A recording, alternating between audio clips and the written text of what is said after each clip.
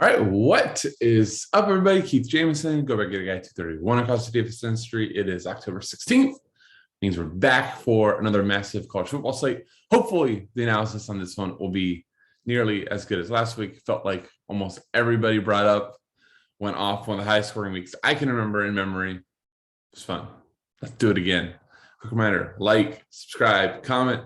Not only do you get the college football videos, you get my soccer, you've got Alex Super Soccer, we have NFL Showdowns, we have NHL, which has been awesome. McKinley and TK doing a great job. Just everything we can possibly give to you guys in quick, efficient, and hopefully, 15, 20-minute videos, sometimes even shorter, to get you the information you need to be successful, move on into the slate. That's what we're going to do here as well. So let's just jump right into it.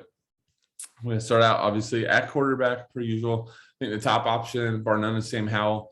Keep in mind, my brand, especially in college football, is quarterbacks that also offer you rushing upside. We don't just want a quarterback that's going to throw the ball, especially when they're expensive, because we're tied into one outcome, which is that it's a passing attack.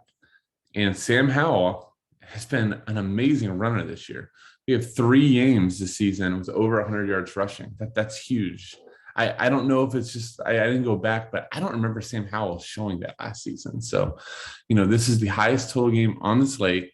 Sam Howell is going to throw the ball 30 plus times, has 1,697 yards in the air, right? Like 300-yard bonus is very live. And now that he's running the ball, we have really solid shot at the 100-yard bonus, or at least 5 to 60K from running. So I love Sam Howell. I think there's the value on this slate to do it. So I'm a fan.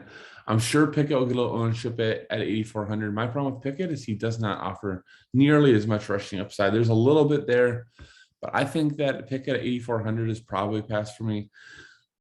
I'd rather be looking down here like at Ritter. I don't know why I say Ritter at 8,100. Definitely more rushing upside as long as UCF can keep that game close. ADRIAN MARTINEZ, though, is another favorite of mine at 7,900. ADRIAN MARTINEZ has gotten a lot of disdain. I think at least for those that have watched these videos from me weekly, I love ADRIAN MARTINEZ. Funny thing is that the rushing hasn't been nearly as big on the yard side of things as we've seen, but look at the touchdowns. We have 6 touchdowns on the ground in just the last 3 games. His floor this season is 24 DK. Really like him against a Minnesota team that, while I don't think this game is going to shoot out by any means, Minnesota also is in a defense I'm going to say by any means twice, but not a defense that I'm like running away from. So I like Martinez a lot. Thompson's fine, 7,800. I think my guy, KJ Jefferson, who won us all a ton of money last week with 53 DK, in a home game versus Arkansas, versus Auburn at 7,500 is very, very, very live. Let me just look at my cheat sheet real quick. See who else I need to bring up. That was the last one I had marked as like my top guys. Spencer Sanders, I think, is fine. You get rushing upside with Spencer Sanders as well. So that's always intriguing. And this game should be very, very live. So I think Spencer Sanders, I might be upgrading him on my sheet after this. I think Spencer Sanders is a very, very, very top play. Running back is loaded. I think if DraftKings let me get 6 with 2 quarterbacks, I probably would this week. That's how loaded it is. But Bijan Robinson, 8,900 is expensive, but Bijan Robinson is an absolute, just awesome running back. Batty, Algier, all solid. I'm going to start a Jerome Ford. It's a great matchup for UCF. UCF plays fast and, just allowing a lot of points. So, Ford coming off a huge game last week, 15, 1 for 149, and 8 touchdowns on the season, I think is a really, really nice play. We have Jaylen Warren, has been awesome all season. We have 3 straight games over 100 yards and just getting huge, huge bell cow work, 36, 27, and 32 carries the last 3. Now we have a mini potential shootout with Texas. So I think Jaylen Warren is nice. And again, this is a huge drop down from Robinson here. So as much as you love Robinson, salary matters in DFS. So I think the savings on both Warren and Ford is probably enough that unless you're just finding yourself with a ton of cash where money doesn't matter. I think that cost savings matters from Bijan Robinson. Kenneth Walker is on the cover of this. Walker just gets such huge work on the ground that I think at sub 7,000, it's really hard to pass up. 29, 24 carries the last two. Nebraska is his low watermark in the last few weeks since conference play at 19. The game before versus Miami, 27. I just think it's too low. I just think it's like a too cheap situation. Kenneth Walker needs to be like 7,800. And at 6,700, I just think, once again, too cheap. And I'm just going to lock him in. Spiller's nice play. I really like Goodson. Iowa at home is a really tough place to play. And while Woodson's logs don't like jump off the page, it's almost like, I'm trying to think of the correct way to say it. That's an oddity in a way, that he's due for a true blow up. He's just getting too much work. 25, 19, 18, 22, and 21 carries. And then reception wise, 2, 2, 4, 2, 2. 6 touchdowns is probably like the worst outcome he could have here, right? No touchdowns in the last 3. I just think he's due for a blow up. Tyler Goodson's a really good player. Iowa's a really good football team. I think this could be it. Cameron Harris, fine play, but I'm going to jump all the way down now that I kind of went over a couple of my 6K guys. And the supreme value of the slate is, let me make sure I say his name right, Marquise Irving. We have no Potts. We have no Ibrahim. Marquise Irving, the last time he got work, 15 for 89 for Colorado. We've seen that Minnesota likes to give bell cow workout. So 3,900, even if it isn't a bell cow, is a lock and load in most times situations. And with that upside, I don't think there's any way you can get around 3,900 Marquise Irving. So make sure you are locking him in. Finally, let's go to wide receiver.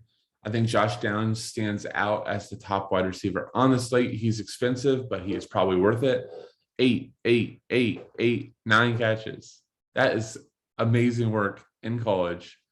In this game that potentially could shoot out, it's the only game over 60 total. I think that it's possibly worth it, especially because I think the mid-tier wide receiver is okay, but nothing spectacular. We don't have a Marvin Mims at 4,400. I'm blanking on names, but the last few weeks we've had some like really big names in that situation, in that range. I don't think it's quite there this time. But yeah, I love Josh Downs, 8,700. Addison's fine. Tay Martin has been great. If you like this game, Tay Martin, 100 yards in all 3 games he's played this season. He's definitely Spencer Sanders is number 1. Let me quickly go to my cheat sheet. My next guy that I have marked as one of my top dudes is Ty Freifogel, 5,300. We've seen some huge games for Freifogel, right? And I guess this would be, I don't remember, I didn't click again on Penix, but this would be with the assumption that Penix is healthy and playing. But Ty Freifogel is trending in the right direction and a little bit back to his performance from last year. 10 for 98 2 weeks ago, 5 for 48 last week. So 5,300 for Ty Freifogel is a really solid price. Let me scroll down. I think that some of the BYU guys are fine. Again, if you see somebody you love in this range, just go for it. Once you're in this 5K downward range, you're not going to get any of these just dominant receivers. But if you see anybody that you like, you just kind of go with it. I don't know why I thought it was Adonis. Ionis Smith for Texas A&M broke out last week versus Bama, 6 for 85. We know he has big playability. Back to the first game, 8 for 100. I believe Smith is a converted running back, so he's pretty explosive. So I think that he's going to be really popular at 4,400 and a really nice play. Jalen Weidemeyer, 3,900. Nakua at 4,000. All nice, solid cheap plays. I'm just going to give you 2 other cheapies down here. We have McConkey from Georgia. This is not a game I want to target. Just going to throw that out there. I want nobody from Kentucky, and I really don't want much of anything from Georgia. But Ladd McConkey stands out. 4, 3, and 5 catches the last 3 weeks, while Georgia's wide receiver corps has been banged up. We need to look for news, make sure that that's still the case. But he's 3,600 here, guys. It doesn't take much. He's shown the ability to have good games. Had a 60-yard TD last game, and coming up 5 for 135. I'm willing to take the risk at 3,600. It's not a huge risk, right? Especially if I'm now getting 3 stud running backs. I'm getting a stud wide receiver. It makes sense. And the final guy I want to bring up, where is he? Auburn. Kobe Hudson, leading Auburn in receiving. He had a tough game versus LSU, only 1 for 20, but your other games, 5 for 50, 5 for 76, 4 for 66, 2 for 14, 2 for 41, 3,400, right? We're not like expecting numbers through the roof for 3,400. We just want to get like 4 for 40 and get out of the way. And here's the key: when you like are punting off position like that, though, the guys that you punt it off and to spin up for, they have to produce. So if you do that and you spin up for Bijan Robinson with those savings, right, 8,900, and Bijan Robinson gets you like 14 DK, you're toast, right? Because you just punt it off position. Unless one of those two go off, you punted it off to spin up for a stud because you thought the stud was going to go off and the stud didn't. You probably lost. So hope all this helps. Thank you all once again for watching. If you are interested in more content, make sure you click the first subscribe so you get more channel here. But if you're interested in like core plays, my full player pool, my core, Tendril Storm core, the night slate, the afternoon slate, the showdowns, all of that stuff. Only on DK, we don't do FanDuel. But make sure you give us a go. The link to the subscription page is in the details. That'll do it. Thank you once again. Good luck today. See you.